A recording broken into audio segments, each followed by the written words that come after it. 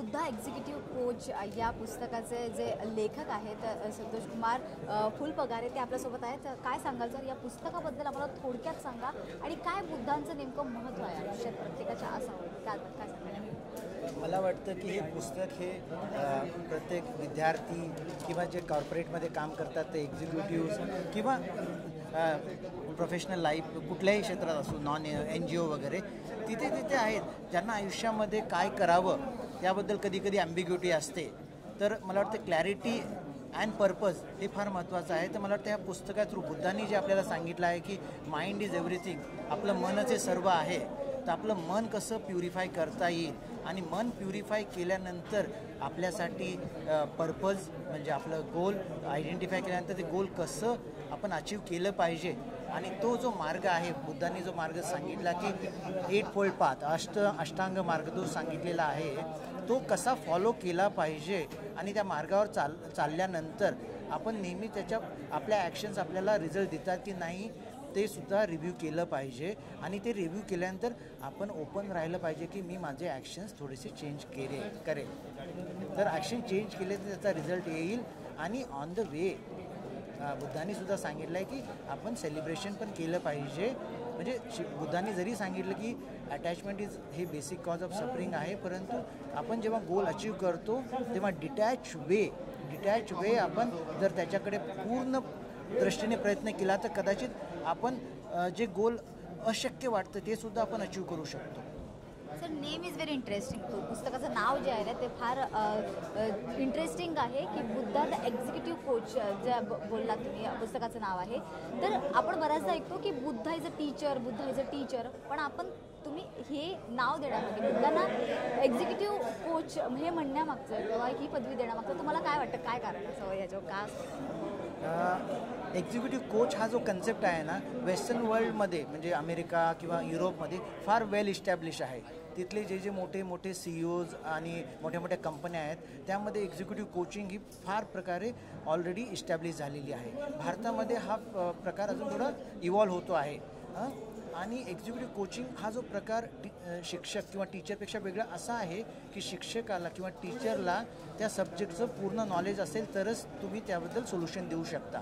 परंतु बुद्धांनी आपल्याला जे सोल्युशन दिले ते सगळ्याच लोकांना दिले, वेदर ते राजे होते किंवा बिझनेसमॅन होते किंवा कुठले विद्वान होते किंवा आपले कॉमन पर्सनही असतील. ते सर्वजण बुद्धांना जेव्हा भेटले त्यांच्या समस्या घेऊन गेले.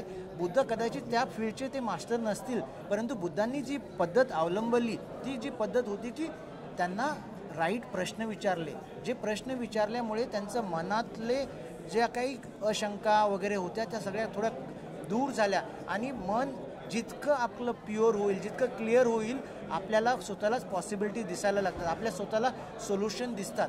तर एक्झिक्युटिव्ह कोचचं काम असं आहे की आपलं मन जितकं क्लिअर करता येईल आणि त्या मनाची जी पॉवर आहे मनाची जी शक्ती आहे त्या शक्तीने आपण आपलं गोल डिसाईड करू शकतो, मार्ग डिसाईड करू शकतो आणि त्या मार्गावर चालताना ज्या काही अडीअडचणी येतील त्या अडीअडचणींना सुद्धा आपल्याला अडथळ्याला कसं दूर करता येईल हे सुद्धा भगवान बुद्धांनी सांगितलं. आणि मला त्यामुळं असं वाटतं की जो एक्झिक्युटिव्ह कोचिंग कन्सेप्ट जो वेस्टर्न वर्ल्डमध्ये ऑलरेडी इस्टॅब्लिश आहे तो भारतामध्ये फार पूर्वीच होता आणि बुद्धा हे स्वतः एक्झिक्युटिव्ह कोच होते. आणि असं मला वाटतं की हे पहिले एक्झिक्युटिव्ह कोच मनुष्य जातीला माहीत असलेले असावेत.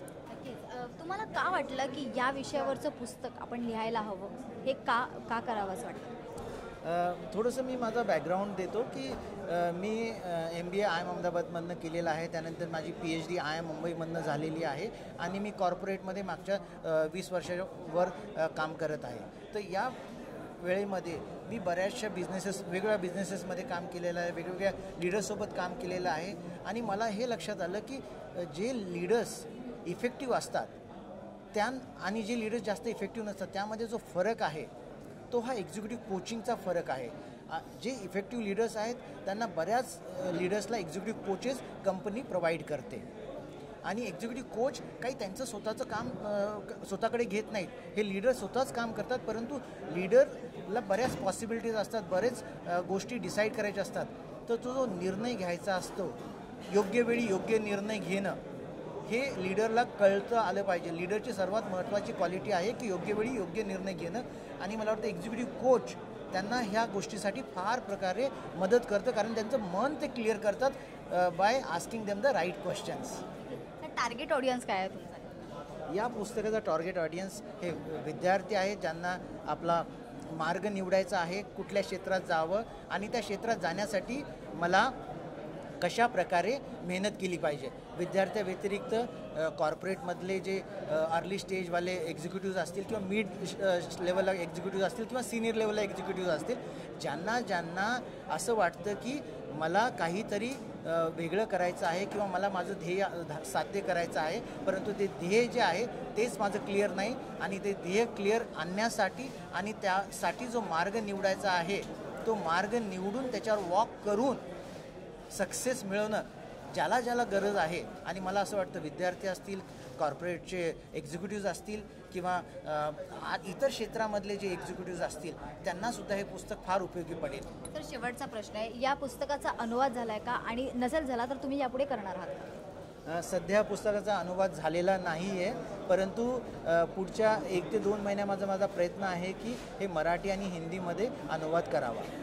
धन्यवाद सर. तर आपण पाहिलं की कशाप्रकारे द बुद्धा एक्झिक्युटिव्ह कोच या पुस्तकाचं विश्लेषण जे आहे ते या लेखकांनी केलेलं आहे. कशाप्रकारे हे पुस्तक जे आहे ते कशाप्रकारे कोणाकोणाला उपयोगी पडणारे बुद्धांचे विचार मांडण्याचा या ठिकाणी या लेखकांनी प्रयत्न केलेला आहे आणि त्यामुळे पुस्तक प्रत्येकाने वाचावं असं आवाहन देखील ते या ठिकाणी करत आहेत. कॅमेरामॅन गायकवाडसोबत मी प्रतीक्षा, आवाज इंडिया मराठी.